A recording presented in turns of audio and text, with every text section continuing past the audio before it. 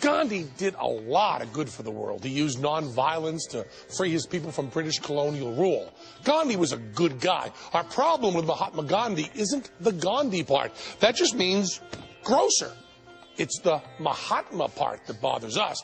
Mahatma means sage or saint, which is how people think of him nowadays. We're fine with sage. He was a very wise man, and sage is terrific, rubbed on turkey. But saint?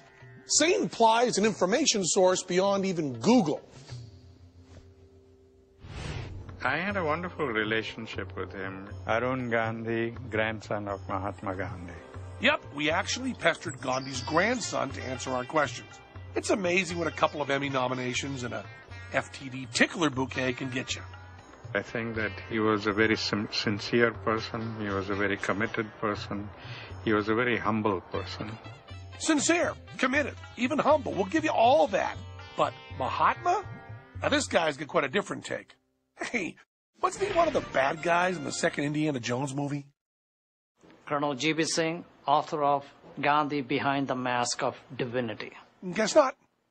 Behind this image of Gandhi that we came to accept, there's a lot more going on. G.B. Singh has been studying Gandhi for 21 years. A former follower in his younger days, Singh went his own way after uncovering some kind of un-Mahatma facts about the bald and bespectacled one. Singh focuses on Gandhi's early years in South Africa, where he wore this really bitchin' do and fought against discrimination. Well, discrimination against Indians, not the native Africans.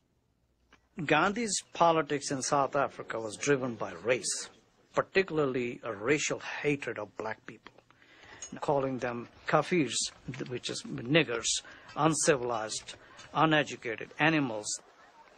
Now, before we rip Gandhi a new asshole for being racist, and he was, let us not get too fucking holier than thou.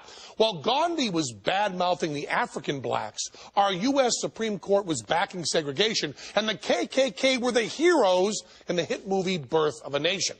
So sure as fuck, we are not saying any of us Americans were holier than Gandhi. But listen to what Gandhi said about blacks in Africa. Now, tell her and I don't even want to be on camera during this. Tell her, get our little Gandhi puppet.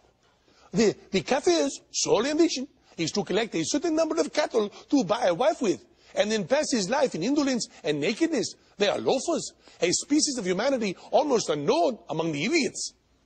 Okay, so my bullshit Indian accent is pretty fucking racist, but did you hear those words? He's telling everyone, no, do not mistake the Indians for the niggers. He did not want to be with them. He did not like their food. He did not like their behaviors. He just had nothing to do with them.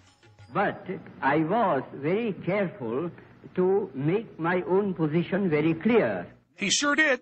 Gandhi started a newspaper, Indian Opinion, in which he laid out his racial beliefs in 4 languages.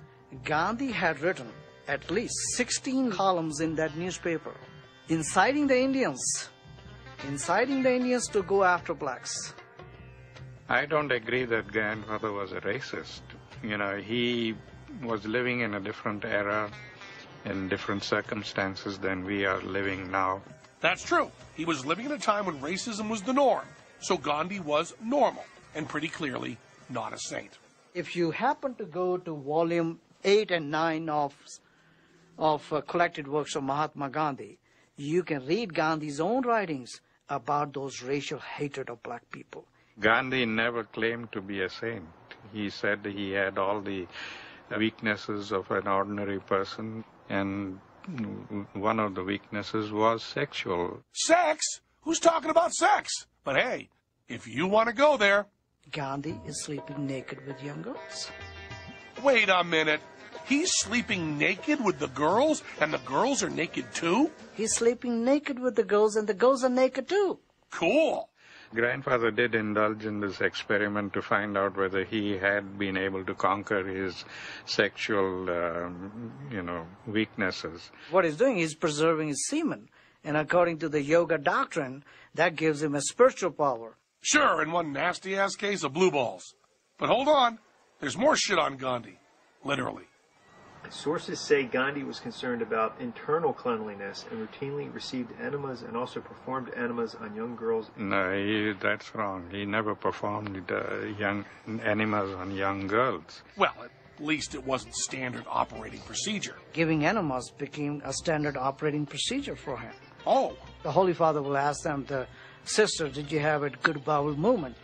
And of course, if sisters didn't have the good bowel movement, the Holy Father would be ready there to put it in the back and let them have the enema. So early in the morning, the shit is all over. Yep, Gandhi was a giver. I believe in constructive criticism, but raking up this kind of negativity, it doesn't really make much sense to me. Man, we're lucky he's into that nonviolence thing.